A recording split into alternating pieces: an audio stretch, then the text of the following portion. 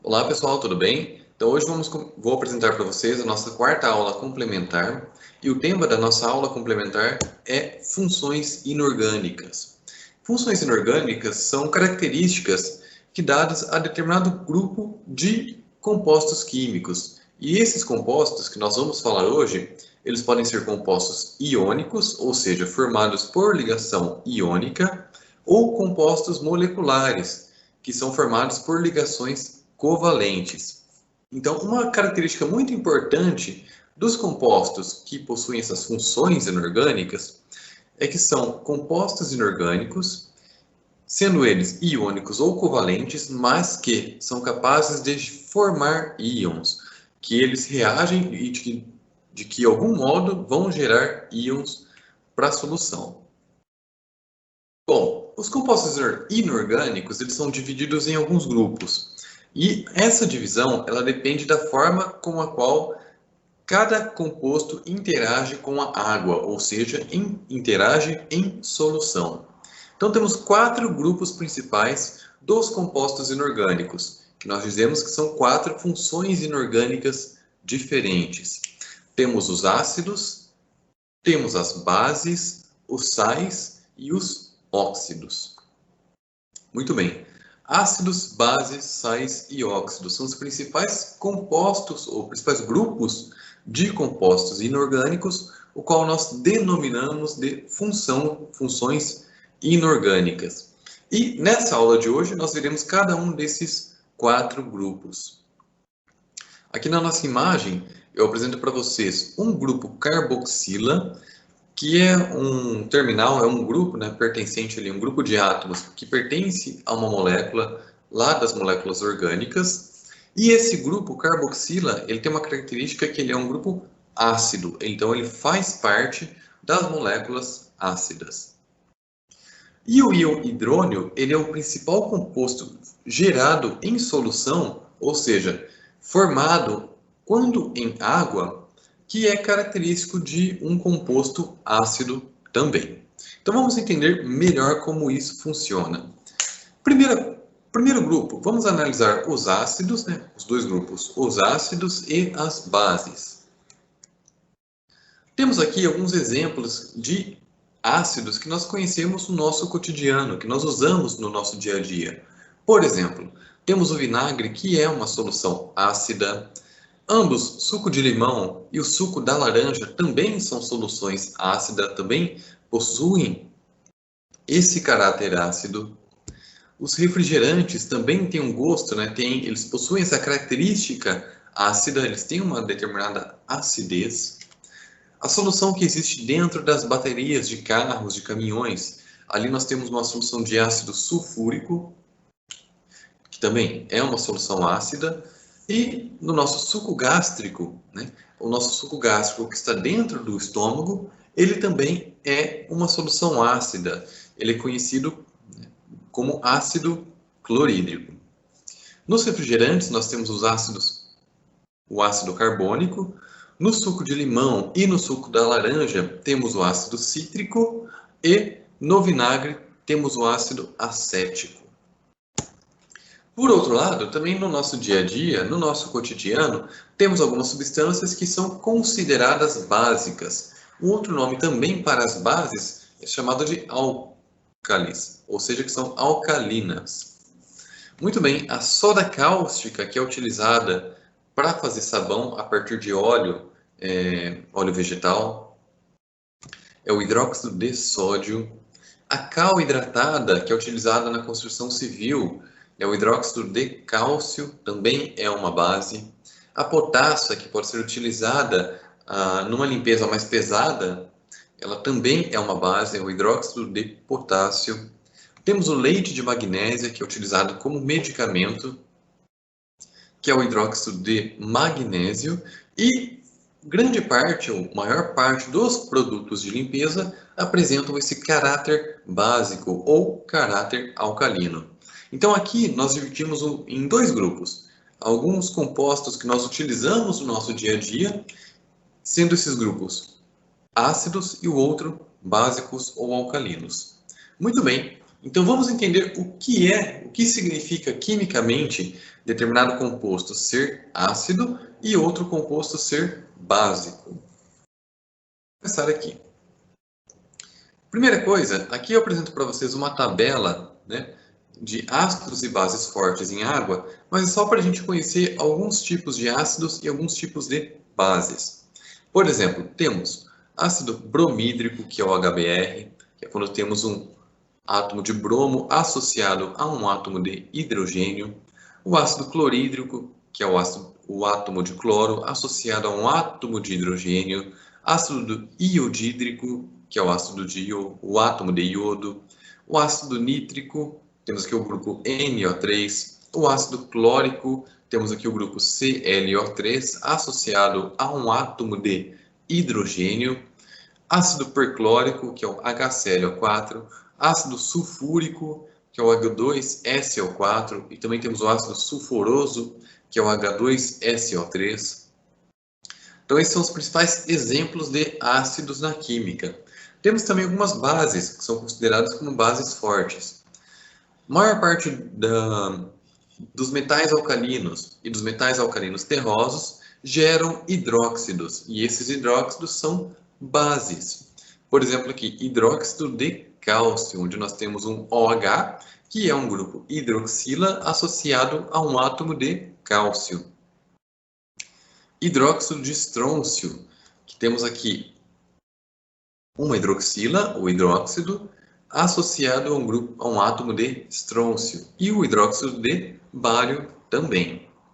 Muito bem, o primeiro cientista, o primeiro químico que definiu quimicamente, o que é um ácido e o que é uma base, foi um químico chamado de Arrhenius.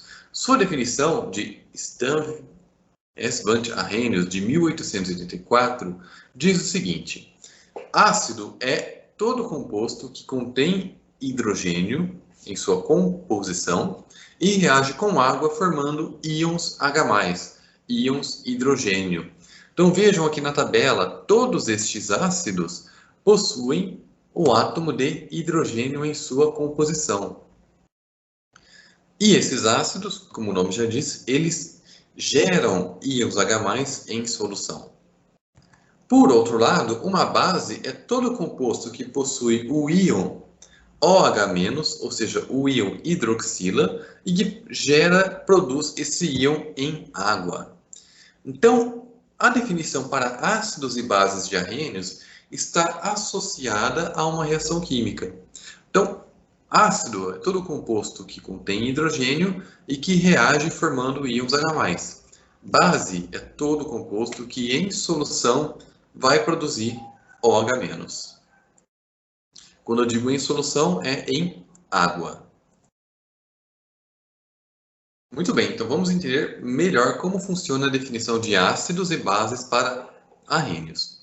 Primeiro, sua definição de ácido, como nós já vimos, é todo aquele composto que possui hidrogênio e que em solução vai liberar íons H+. Como isso funciona? Vamos pegar aqui o ácido clorídrico, o HCl, em solução aquosa. Por isso que tem esse aqui. O ácido clorídrico, que em água, vai se dissociar e vai formar íons, os íons H+ e os íons Cl-, em solução aquosa. Por isso que tem aqui AQ de aquoso, né? Os dois íons estão dissolvidos na água. Então, o ácido clorídrico, por ele gerar o íon hidrogênio quando está em solução, ou seja, quando está em água, ele é considerado um ácido para Arrhenius. No entanto, a gente tem que fazer nós temos que pontuar a seguinte situação. O íon H+, na verdade, ele não existe isoladamente.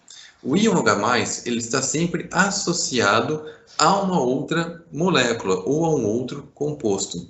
O que ocorre com os ácidos é que, em solução, esse íon H+, ele vai se associar a uma molécula de água e vai gerar o íon H3O+, que é denominado de íon hidrônio, esse íon aqui da imagem, onde nós temos um átomo de oxigênio ligado a 3 átomos de hidrogênio e todo este composto molecular carregado positivamente. Então ele é um íon, é o íon hidrônio.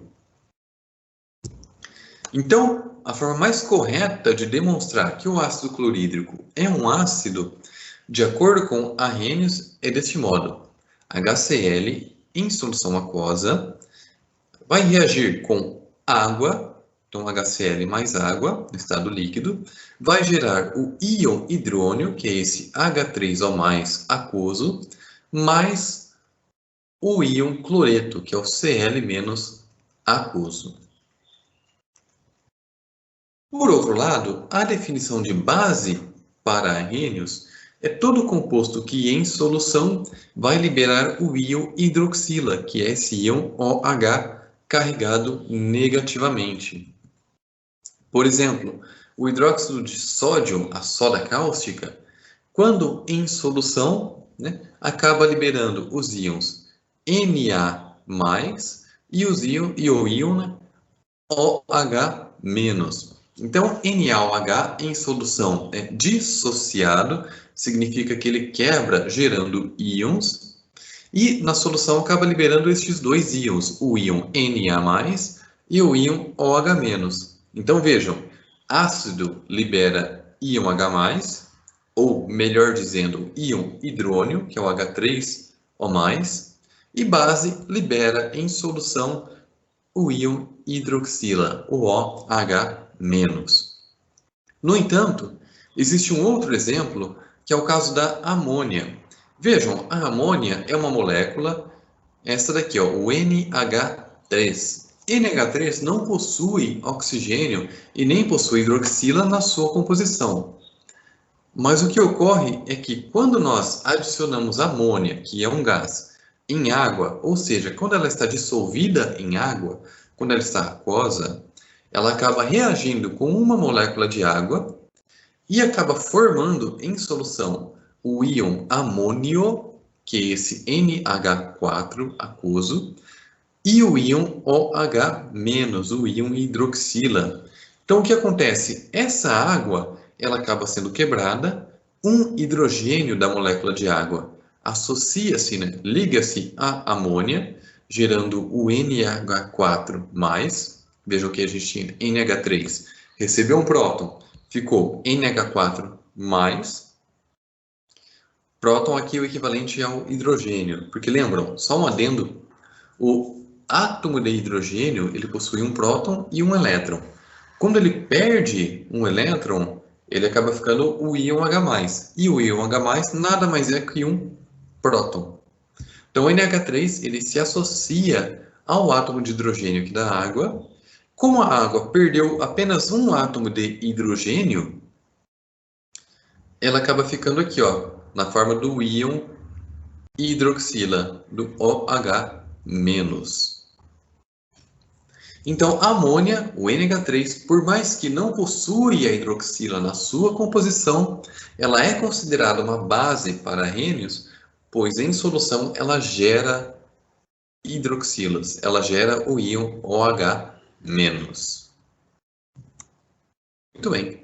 Existe a definição de arrênios, mas também existe uma outra definição um pouco mais elaborada para ácidos e bases, que é conhecida como a teoria de ácidos e bases para Bronsted-Lowry. Bronsted-Lowry são dois químicos, foram dois cientistas que propuseram essa nova definição para o que é um ácido e o que é uma base. Então vejam, um ácido, para dentro da definição de Bronsted-Lowry, não é mais aquele que gera íons H+ em solução. Mas a definição correta é todo composto que é capaz de doar um próton. Então lembra que eu falei no slide anterior? Que o átomo de hidrogênio possui um próton e um elétron. Quando ele perde um elétron, o átomo de hidrogênio gera o íon hidrogênio. Esse íon hidrogênio, ele é um cátion, afinal de contas ele possui uma carga positiva, pois ele perdeu uma carga negativa que era o elétron. Então esse íon hidrogênio, esse cátion hidrogênio H+, ele também é conhecido como próton. Por quê?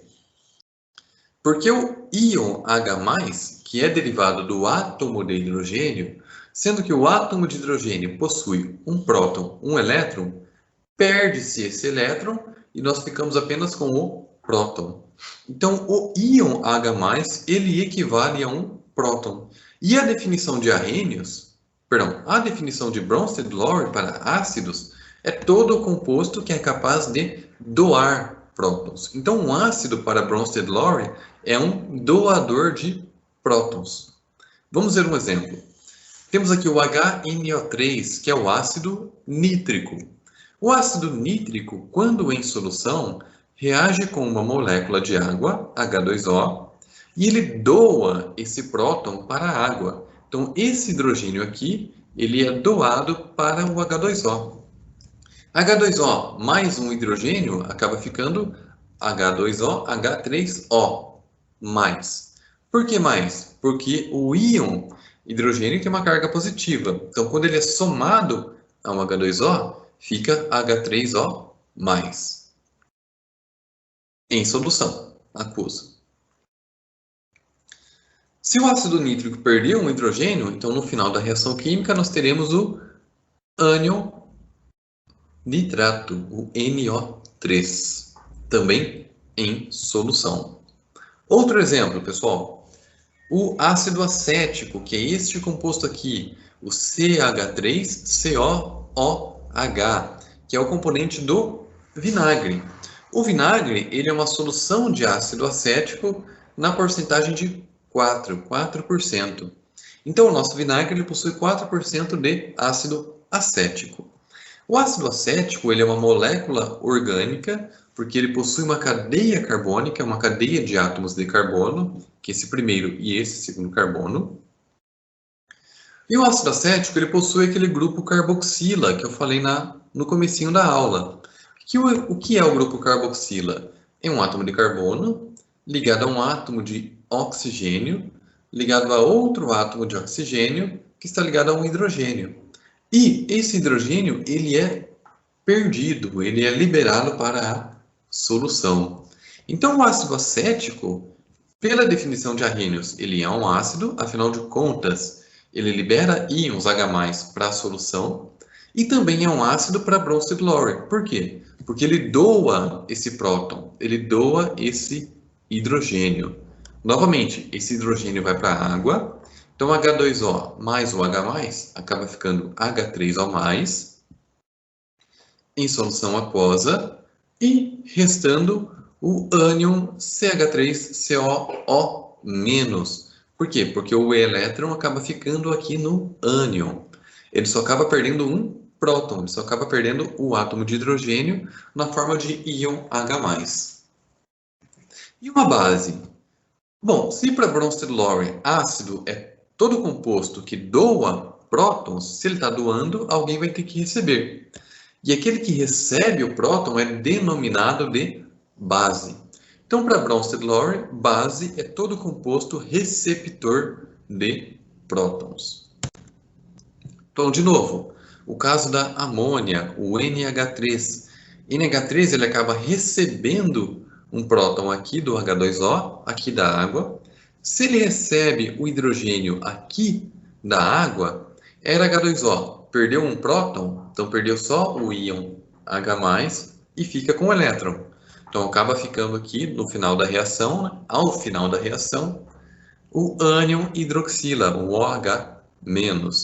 Então o NH3 recebe o próton da água, gera o íon amônio, que é o NH4+, e a base OH-.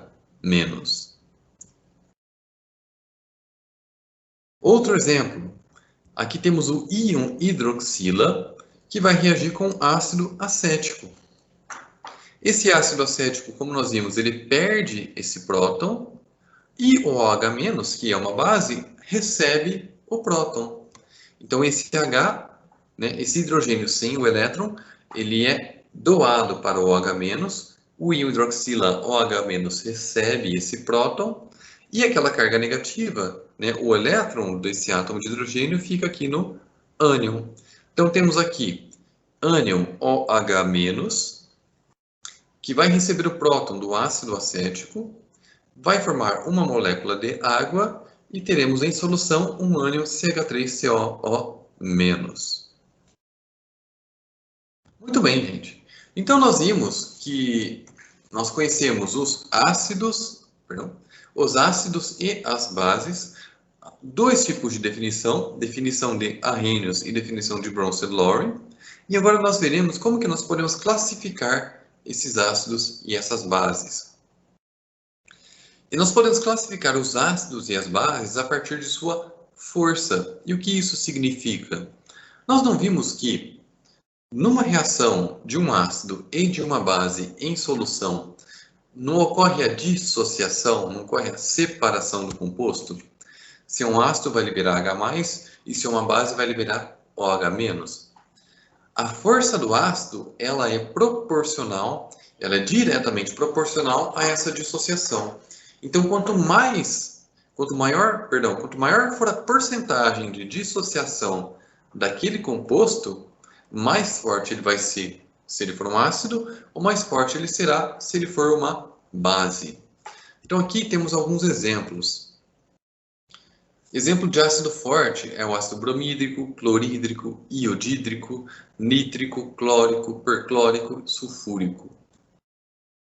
Bases fortes, as bases, os hidróxidos do grupo 1, que são dos metais alcalinos, e do grupo 2, que são dos metais alcalinos terrosos. Todos esses compostos, eles possuem a propriedade de mais de 95% desses ácidos e dessas bases em solução acabam dissociando.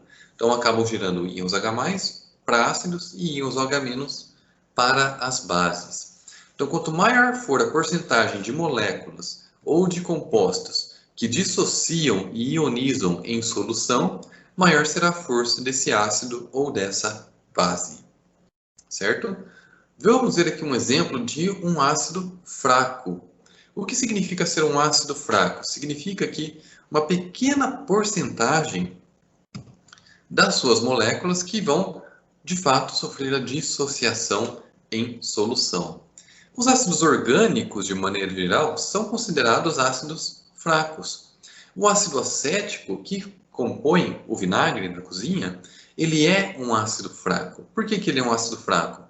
Porque em solução, a maior parte das moléculas continua como ácido acético. Uma pequena parte dessas moléculas que sofre a dissociação e libera íons H+, ou gera íons iônio em solução, íons hidrônio em solução. Então vejam aqui essa representação. Imagine que cada esfera clara é uma molécula de ácido acético e veja que a quantidade de esferas claras é muito maior que a quantidade de esferas mais escurinhas. E essa esfera escura é quando já ocorreu a dissociação. Vejam que aqui nós temos o ânion, que é aquela espécie de carga negativa, e temos aqui o cátion, que é a espécie de carga positiva, que no caso aqui é o íon hidrônio. Se gerou íon hidrônio em solução, é um ácido. No entanto, a porcentagem de ácido acético, de moléculas de ácido acético, que sofreu dissociação em solução, é muito pequena, como a gente consegue observar, como nós observamos aqui nessa imagem. Aqui tem uma outra imagem bem semelhante, onde a maior parte das moléculas dessas espécies aqui são a molécula não dissociada, e temos aqui apenas um íon hidrônio, H3O+, e um ânion aqui que é chamado de acetato.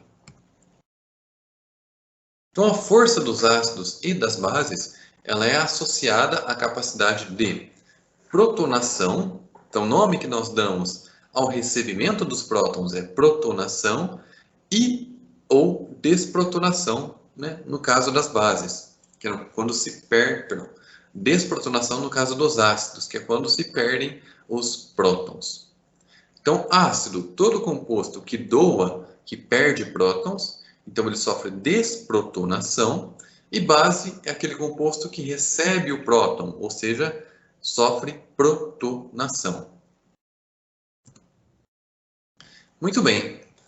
Agora a gente vai caminhando para o terceiro tipo de função inorgânica, que é quando nós adicionamos um ácido a uma base e nós temos uma reação química chamada de reação de neutralização.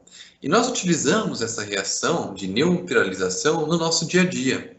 Quando a gente tem uma dor no estômago, quando a gente está com uma azia, significa que a quantidade do suco gástrico que nós temos no nosso estômago, ela está numa concentração maior, uma quantidade maior. E esse suco gástrico, sua composição principal é o ácido clorídrico. Nós temos ácido clorídrico dentro do nosso organismo, lá no nosso estômago, que compõe o suco gástrico. Então, quando a gente tem uma concentração maior de ácido clorídrico no nosso estômago, a gente sofre azia. Por quê? Porque a gente tem muito ácido ali no nosso estômago. Para neutralizar esse, não na sua totalidade, mas o excesso desse ácido, nós sempre tomamos um antiácido. E um antiácido ele é um tipo de composto que tem características alcalinas, tem características básicas. Então, por exemplo, temos esses dois aqui que são vendidos comercialmente. Os antiácidos são medicamentos que neutralizam o ácido clorídrico, na verdade o excesso do ácido clorídrico, liberado pelas células gástricas, as células que compõem nosso estômago. Então, o que é uma reação de neutralização? É quando nós reagimos um ácido com uma base, ou seja, os dois são neutralizados. Por que isso ocorre? Nós não vimos que a definição de Arrhenius para ácido é todo composto que libera íons H+, ou íons hidrônio, e base, todo composto que forma íons hidroxila em solução? Vimos isso. E quando nós associamos o íon hidrogênio com o íon hidroxila, esses dois se associam, gerando uma molécula de água. Afinal de contas, temos aqui um H+, que é o próton, mais o OH-, que tem um elétron em excesso, por isso que tem a carga negativa. Somando-se os dois, nós temos o quê? Uma molécula de água, H2O, no estado líquido. Então, a neutralização de ácidos e bases, de ácidos e bases fortes, ela está relacionada com a reação do íon hidrônio com o íon hidroxila, do íon hidrogênio com o íon hidroxila, e forma uma água. Certo? Só que nós vimos que ácidos e bases não são apenas H+ e OH-. Existe um contra-íon, né? Por exemplo, o ácido clorídrico é o HCl. Ácido hidróxido de sódio, que é a soda cáustica, é o NaOH. Então, quando nós adicionamos um ácido com uma outra base, nós acabamos gerando uma molécula de água e um quarto composto. Esse quarto composto é um sal. Então, vejam, toda vez que nós misturamos, adicionamos ácido a uma base ou base a um ácido, a gente vai produzir sal mais água. Ácido mais base, sal mais água. Sempre. Esse sal não é o sal de cozinha. Muito embora o sal de cozinha, ele é um tipo de sal. O que a gente está querendo dizer aqui como sal é de um modo mais amplo. É uma função inorgânica que é um composto iônico. Então, nós temos diversos tipos de sais. O sal de cozinha, que é o cloreto de sódio, é um tipo, né, mais um tipo desses sais. Então, vamos lá. Adicionando ácido clorídrico ao hidróxido de sódio, adicionando aqui o ácido clorídrico na soda cáustica, nós acabamos gerando um sal e uma água. A água é o H2O. Então, temos aqui a hidroxila da base, junto com o hidrogênio do ácido, acaba formando água, que é essa reação aqui em cima. O que acaba restando na reação? Um Cl e um Na. Na verdade, o Cl é o Cl-, que nós vimos na reação nos slides anteriores, e o Na na forma de cátion Na+. Então, temos aqui a somatória do cátion Na+, a associação, né, na verdade, do cátion Na+, com o ânion Cl-, o ânion cloreto. E temos aqui o NaCl. Então, ácido clorídrico mais hidróxido de sódio, que é uma base, vão gerar cloreto de sódio, que é o NaCl, que é o sal de cozinha, mais água. Ácido mais base gera sal mais água. Outro exemplo, com outros ácidos. Se nós adicionarmos ácido nítrico à base hidróxido de bário, vejam, o bário ele é um elemento químico lá do segundo grupo da tabela periódica, dos metais alcalinos terrosos. Então, que forma uma base, o hidróxido de bário. Então, ácido nítrico mais hidróxido de bário. Primeiro, vamos montar a molécula de água. Temos dois íons hidroxilas e temos dois átomos de hidrogênio, né? Dois íons H+. Então, 2H+, mais 2OH- vão gerar duas moléculas de água, que estão aqui. E o que acaba restando? Nos resta um cátion bário, que é o bário 2+, e dois ânions nitrato, que é o NO3-. Então, acaba gerando o nitrato de bário. E o nitrato de bário é um composto iônico e também é considerado um tipo de sal. Aqui, vejam, sal como função química, né? Como função inorgânica, não como alimento. Vamos ver um outro exemplo aqui dessa reação química, onde nós temos os reagentes sendo o íon hidroxila e o composto HCN, que é o ácido cianídrico, e como produto temos a água, H2O, e o CN-, certo? Que é o íon CN-,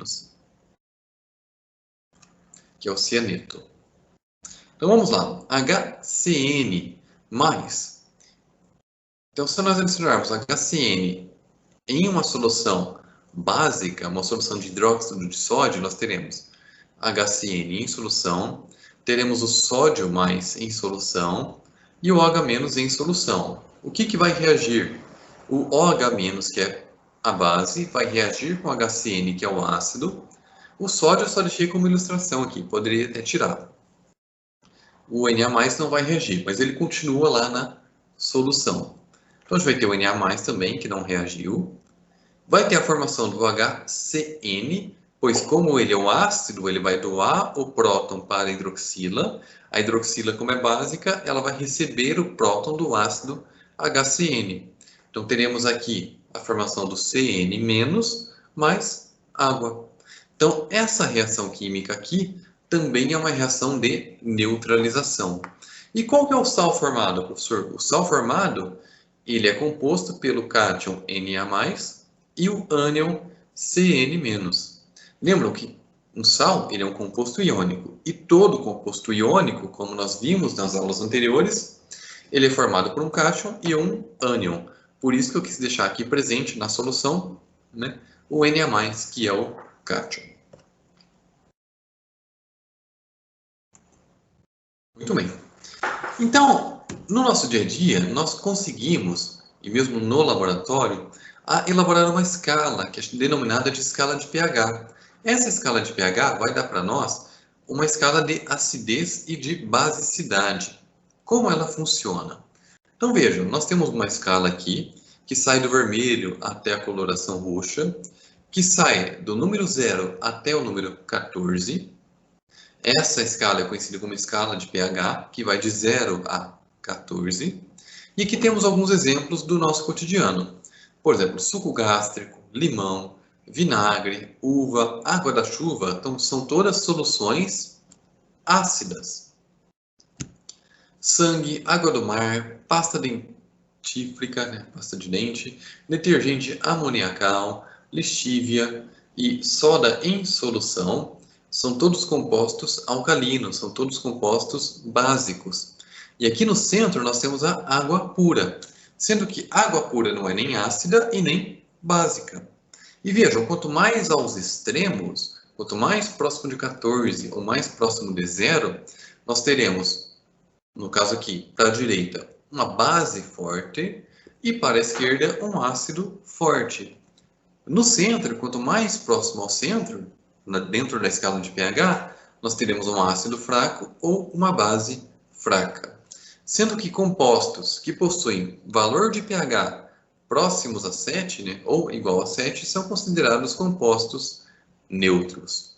Então, vejam, espécies químicas com pH abaixo de 7 são consideradas ácidas. Quanto menor for o número, mais forte sua acidez.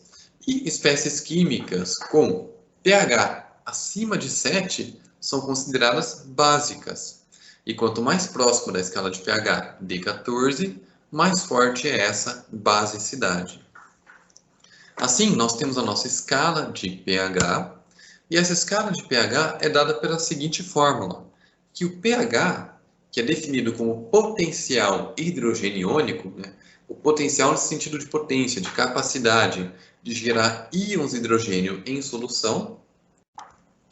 Então, o pH, o potencial hidrogeniônico, ele é dado pelo menos log da concentração do íon H+. Então, quanto maior for a concentração do íon H+, o logaritmo, né, o negativo do logaritmo, vai dar um número menor. Então, quanto maior for H+, menor o pH. Quanto maior a concentração do íon H+, menor o valor do pH. Por quê? Se nós isolarmos aqui matematicamente a concentração do íon H+, que é dada pelo H+ entre colchetes, nós temos que equivale a 10 elevado a menos pH, né? 10 elevado a uma potência negativa do valor do pH. Então vejam, vamos supor que a concentração de H+ em solução é 1 vezes 10 a menos 2 mol por litro. 10 a menos 2, temos que o valor de pH é igual a 2. Estamos aqui na escala. Agora, se temos uma solução que a concentração de íons H+ é menor, é 1 vezes 10 a menos 7, né? Uma concentração menor. Então, pela fórmula, o valor do pH é igual a 7. Então, temos aqui uma solução neutra. E se nós diminuirmos ainda mais a concentração do íon H+, temos aqui que 10 elevado a menos 14. Então, um número extremamente pequeno, sendo que o valor do pH é 14. Então, para pH com valor de 14, a concentração de íon H+ é extremamente baixa. Por isso que ele é um ácido. Não é um ácido e é uma base muito forte.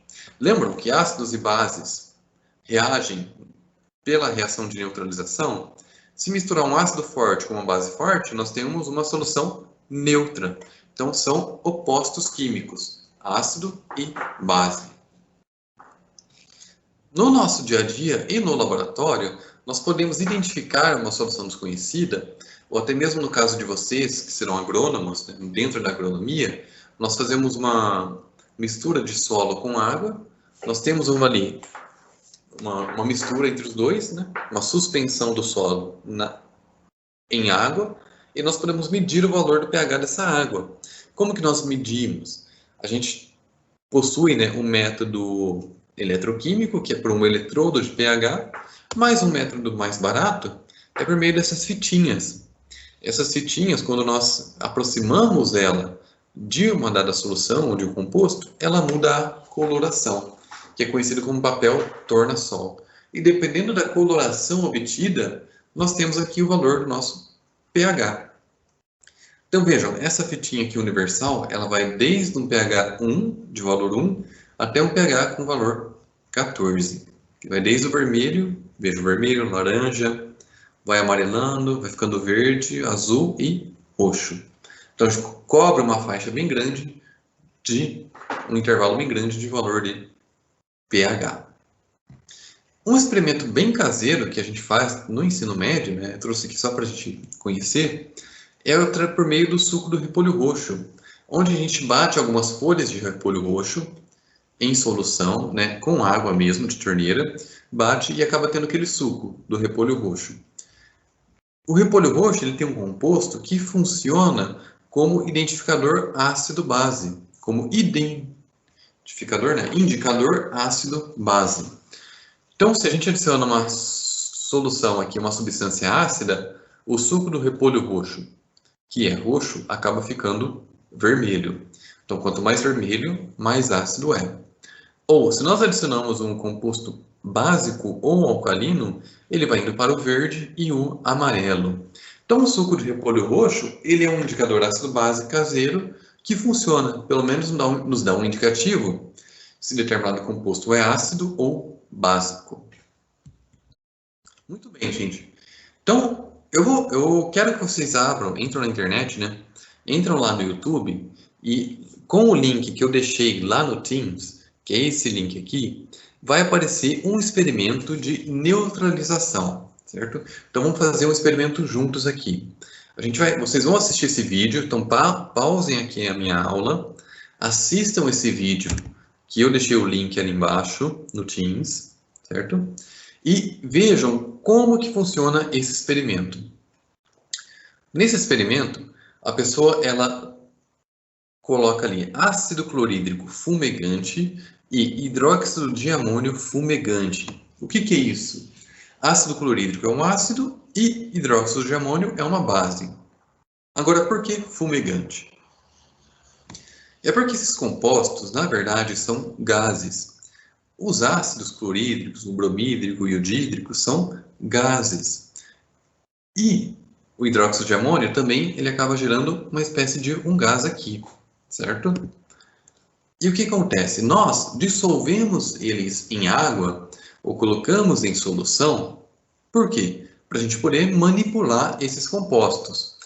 Quando a concentração dessas soluções é muito alta, em torno de 6 mols por litro, nós temos ali uma solução que ela acaba fumegando, ela acaba, na verdade o gás, né, que é o ácido, de fato, ele acaba escapando. Como no caso dos refrigerantes. Quando a gente abre um refrigerante, ele não fica saindo bolinhas? Aquelas bolhas são devido ao ácido carbônico que possui dentro do refrigerante.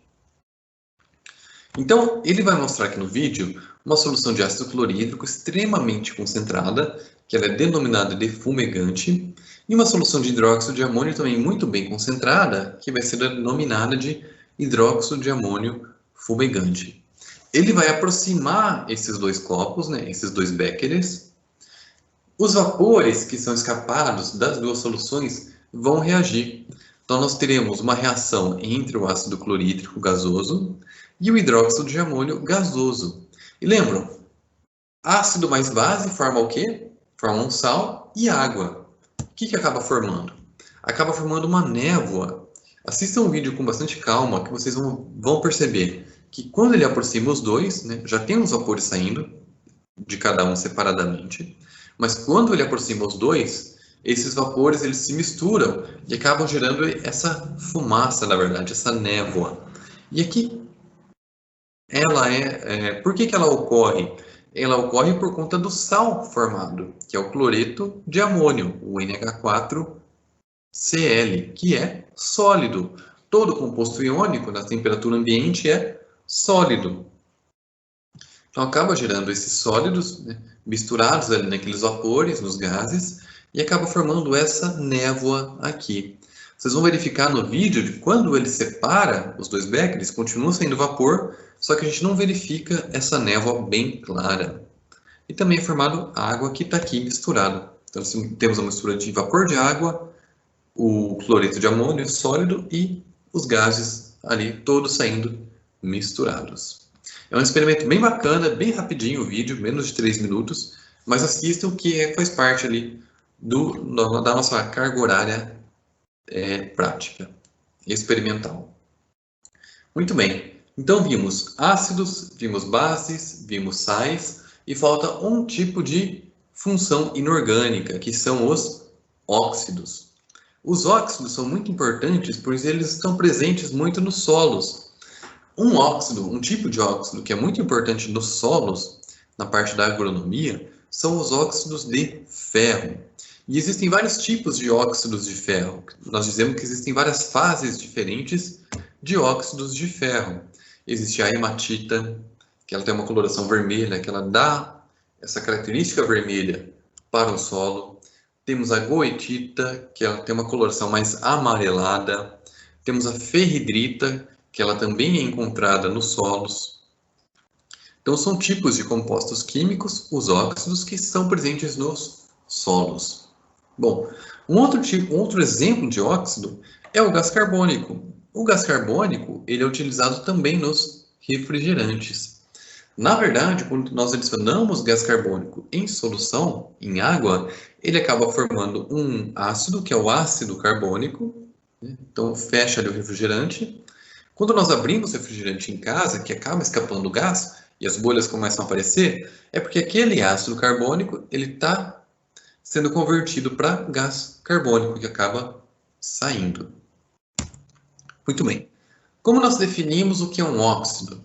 Um óxido é um composto binário formado por apenas dois elementos químicos, sendo que um desses elementos químicos é o oxigênio.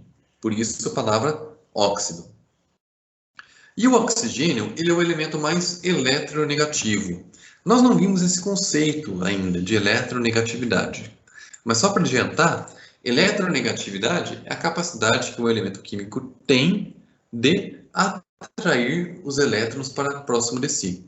Então, nos óxidos, o oxigênio é o átomo mais eletronegativo,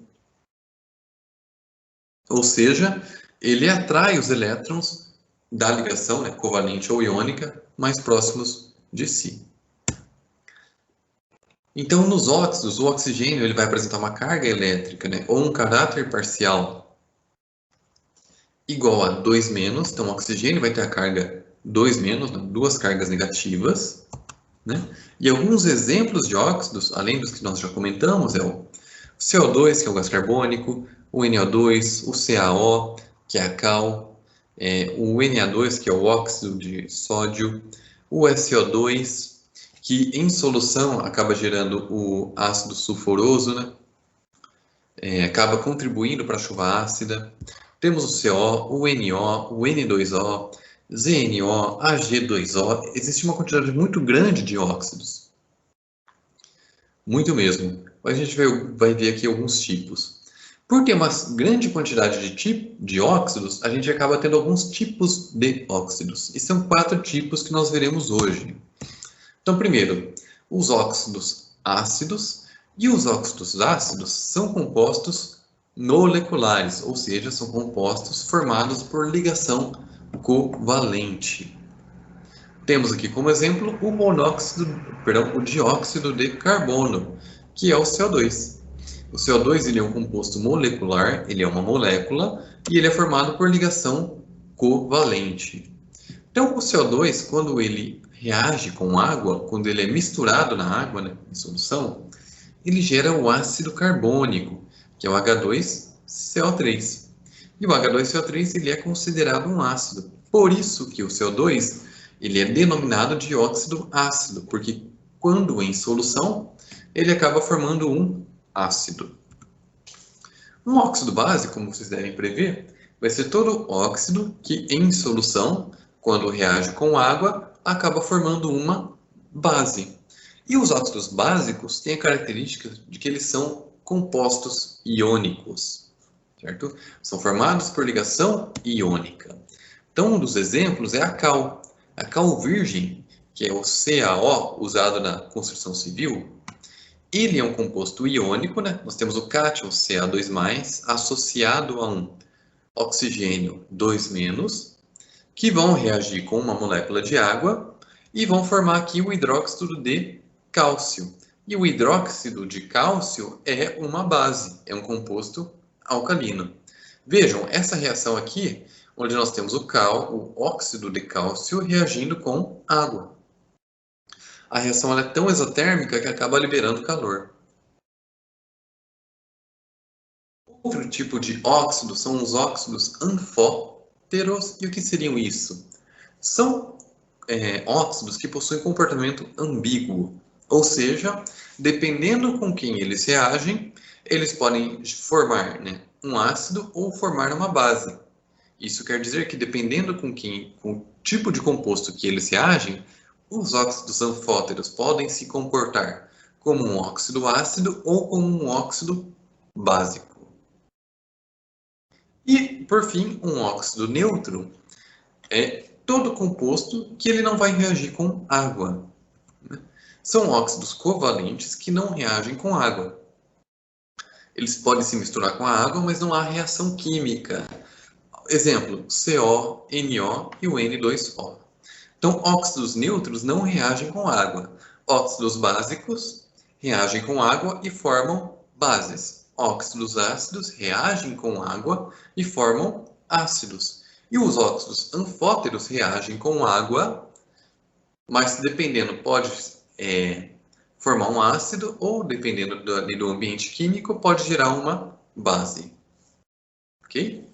Então, gente, um segundo experimento que eu quero que vocês analisem é esse experimento aqui. Eu também deixei o link lá junto na descrição do Teams, na aula complementar, e é esse link aqui, o link do vídeo no YouTube, ok? Nesse experimento, ele vai fazer a síntese de um óxido, ou seja, ele vai preparar um óxido no laboratório.